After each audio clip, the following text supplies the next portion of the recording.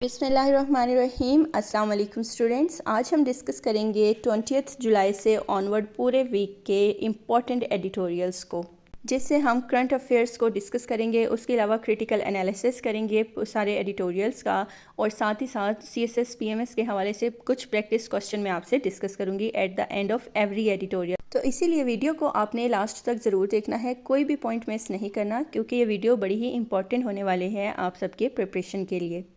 تو first editorial ہے ہمارے پاس فلڈ ڈیٹا گیپ۔ فلڈ کیا ہوتا ہے؟ سیلاب۔ ڈیٹا مینس کوئی بھی اس کی جو انفارمیشن ہوتی ہے، گیپ مطلب فاصلہ یا کمی، مطلب فلڈ کا جو ڈیٹا ہے اس کی کمی۔ یہ ایڈیٹوریل ہمارے بہت سے امپورٹنٹ ٹاپکس کو کور کرے گا، جیسے climate change, disaster risk reduction, environmental governance, Indus water treaty, اس کے علاوہ climate diplomacy, sustainable development goals, اور پھر یہ جو سارے ٹاپکس ہیں، یہ Pakistan affairs, current affairs, CSS essays میں، اس کے علاوہ انوائرمنٹل سائنسز میں بھی ایسے جو ٹاپکس ہیں یہ بار بار پوچھے جاتے ہیں، تو اسی لیے آپ نے غور سے سننا ہے اس ایڈیٹوریل کو۔ جیسے کہ میں نے آپ کو سٹارٹ میں بتایا، فلڈ ڈیٹا گیپ کا کیا مطلب ہے؟ سیلاب سے متعلق، سیلاب سے ریلیٹڈ امپورٹنٹ انفارمیشن اور ڈیٹا کی کمی۔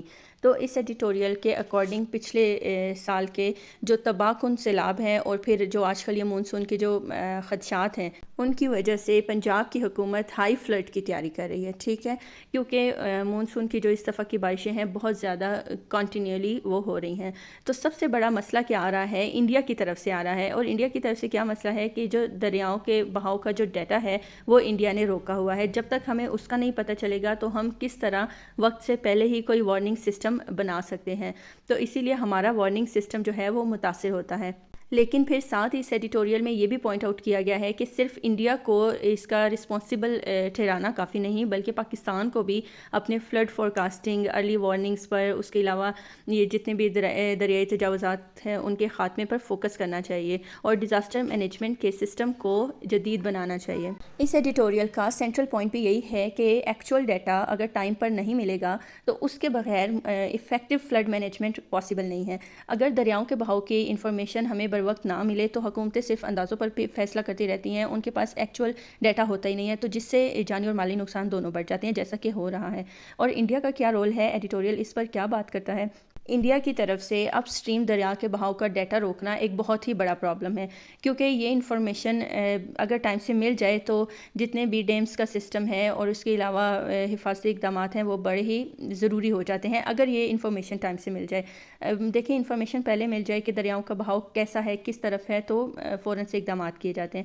اس کے علاوہ پھر پاکستان کے اندرونی کیا مسائل ہیں، ان کی کمزوریاں کیا ہیں، ویکنیس کیا ہیں، تو صرف بیرونی عوامل پر دیکھیں ہمیں ہر وقت کرٹیسائز نہیں کرنا چاہیے، پاکستان کی اپنی خامیوں کو بھی پوائنٹ آؤٹ کرنا چاہیے کہ جو ارلی وارننگ سسٹم ہے یہ کمزور ہے پاکستان کا، اور مختلف انسٹیٹیوشنز جو اس سے ریلیٹ کرتے ہیں ان کے پلانز جو منصوبہ بندی ہوتی ہے وہ بھی ناقص ہے۔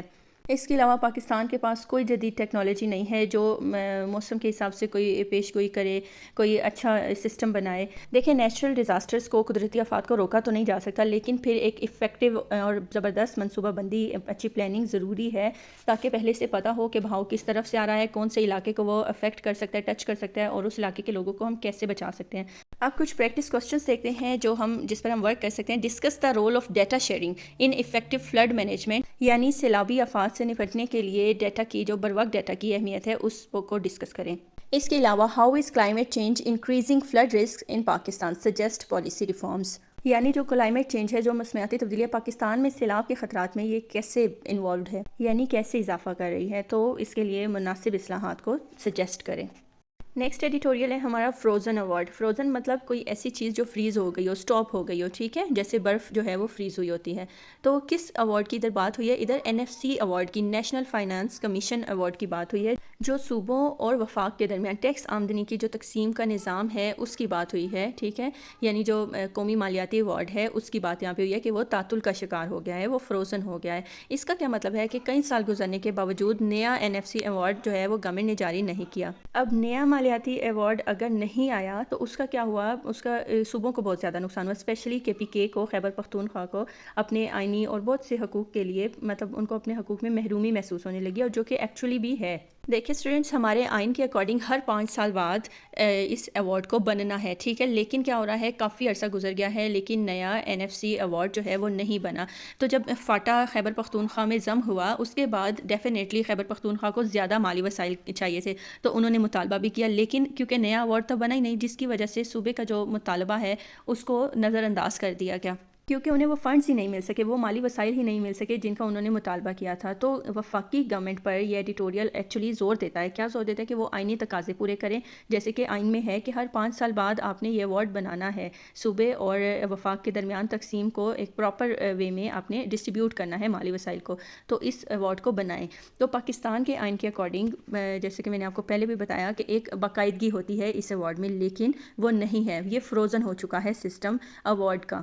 تو جب NFC ایوارڈ کا سسٹم فروزن ہے تو اس سے کیا ہوگا، وفاقی نظام بھی ڈیفینیٹلی کمزور ہوگا، کیونکہ عوام کا ٹرسٹ لیول بہت زیادہ افیکٹ کرے گا یہ چیز۔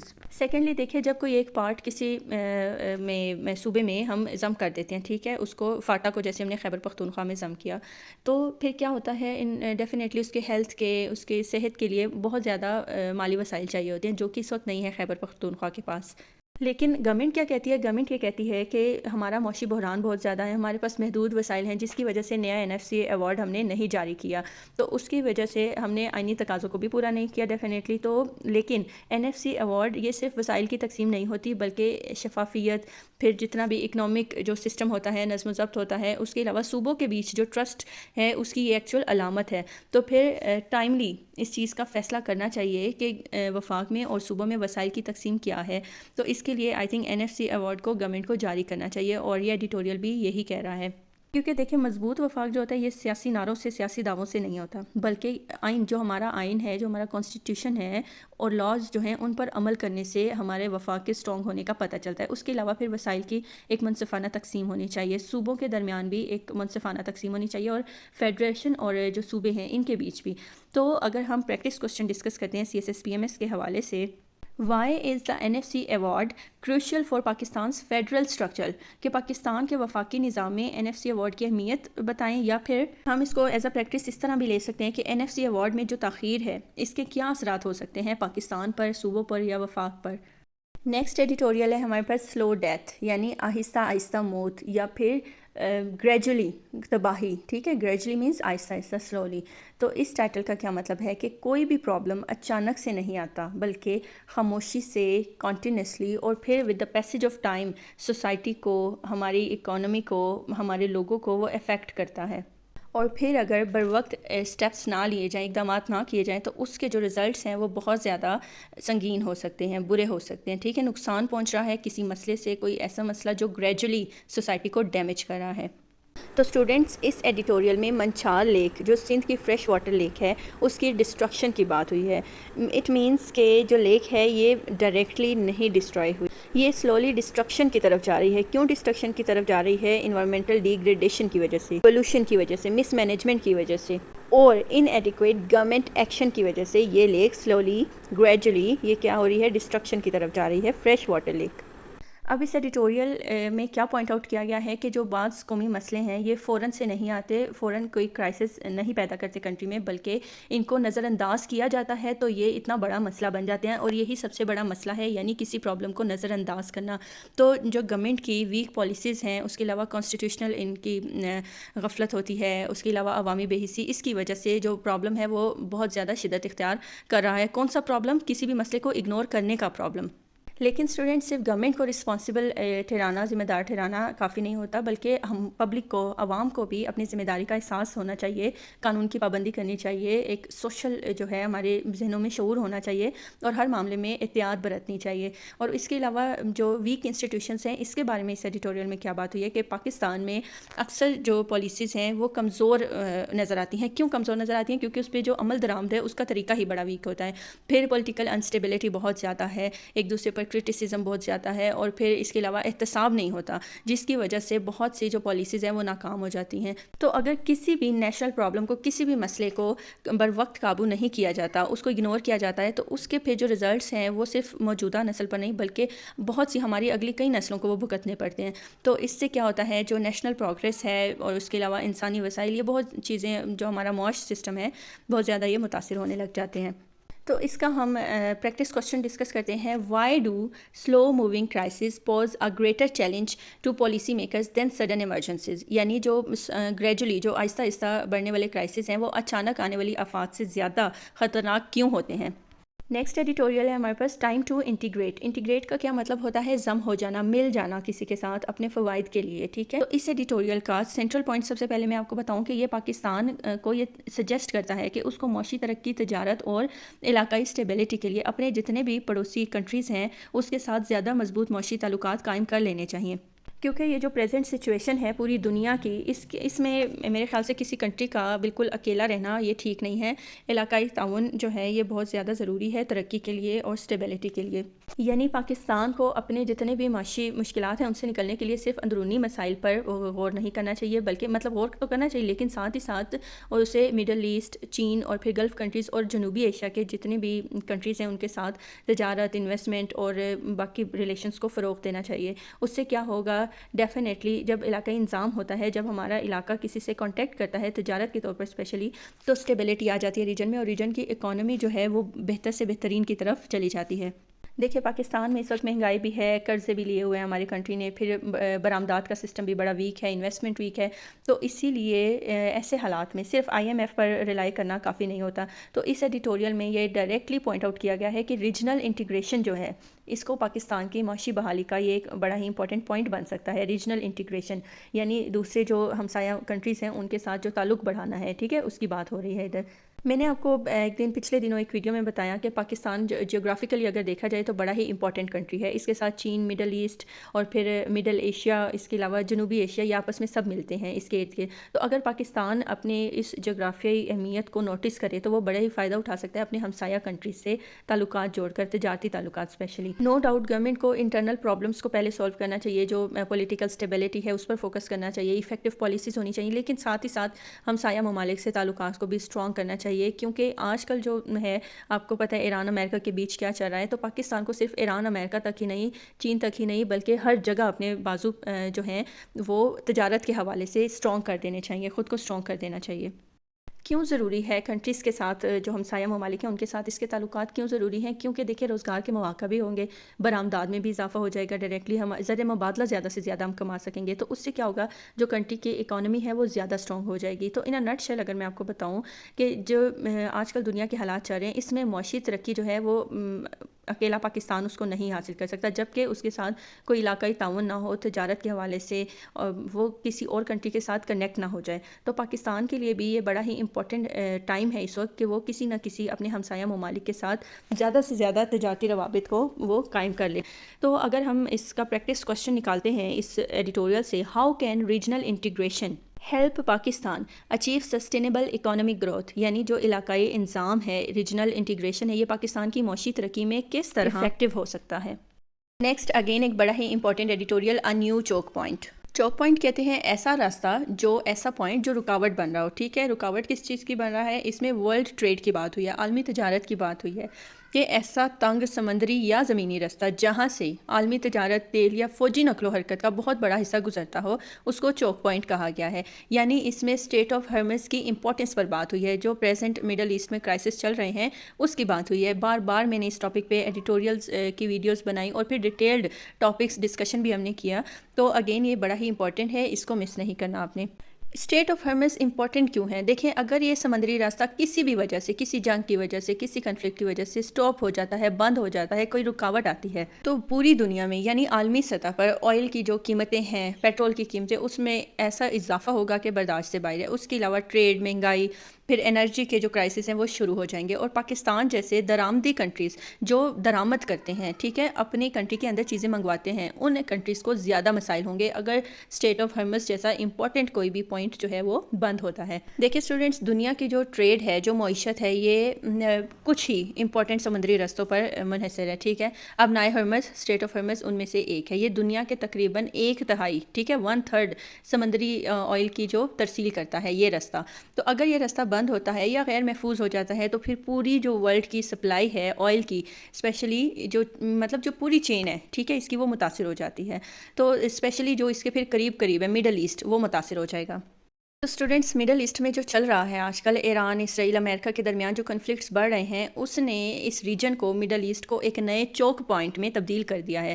ٹھیک ہے, دیکھیں معمولی فوجی کارروائی بھی اگر ہوتی ہے تو بہت زیادہ خوف پیدا ہو جائے گا اس ریجن میں, ٹرسٹ کے ایشوز پیدا ہو سکتے ہیں. تو اسی لیے بار بار ارد گرد کے کنٹریز پاکستان سمیت وہ یہ کوشش کر رہے ہیں کہ مذاکرات ہوں, نیگوشیشن ہو, معاہدات ہوں, جنگ نہ ہو. ایسا کیوں ہے؟ کیونکہ پاکستان اپنی انرجی کا, اپنی توانائی کی جو ضرورت ہے اس کا بڑا حصہ یہ درآمد کرتا ہے. اگر تیل مہنگا ہو جاتا ہے لیٹ سپوز, تو پھر پیٹرول اور ڈیزل مزید مہنگے ہو جائیں گے, اور ڈیفینیٹلی ڈائریکٹلی بجلی کی جو پیداوار ہے اس کے اخراجات بھی بڑھ جائیں گے. مہنگائی میں اضافہ ہو جائے گا اگر پیٹرول بڑھ گیا, بجلی کی پیداوار میں اضافہ ہو گیا, اس کے اخراجات میں تو پھر ڈائریکٹلی ہماری ٹریڈ بھی افیکٹ ہوگی اور زر مبادلہ جو ہے اس پر بھی اثر پڑے گا, دباؤ پڑے گا اس پر.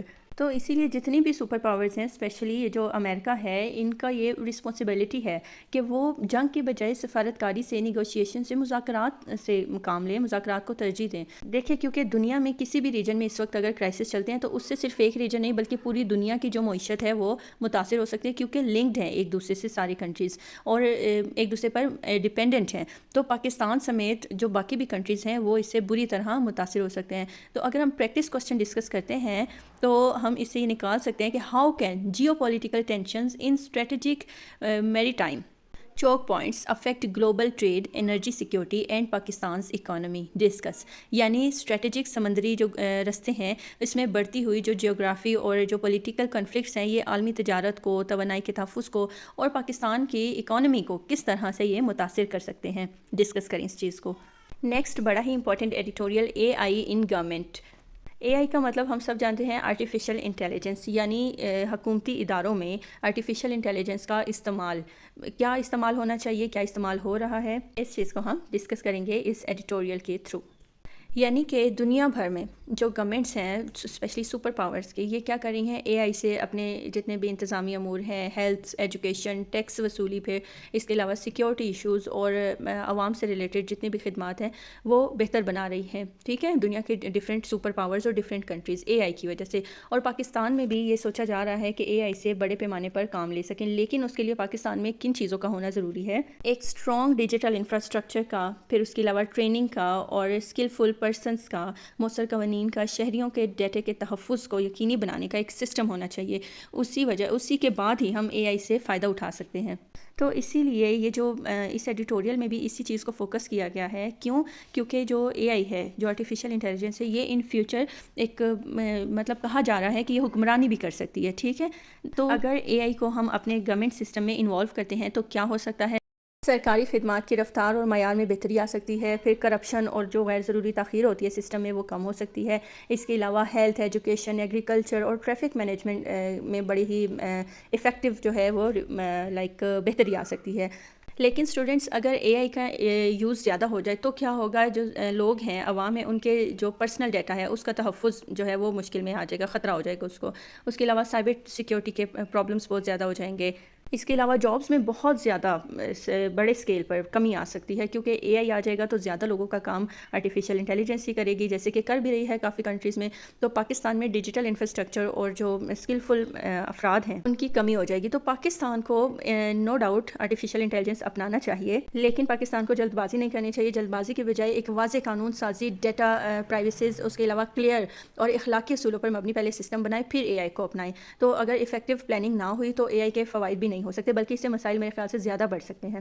اب ہم ڈسکس کرتے ہیں کمپٹیٹیو ایگزام سے ریلیٹڈ کوشچن کو. Discuss the opportunities and challenges of a I in public administration, یعنی سرکاری شعبے میں اے آئی کے جو فوائد ہیں اور چیلنجز جو ہیں اس کو ڈسکس کریں.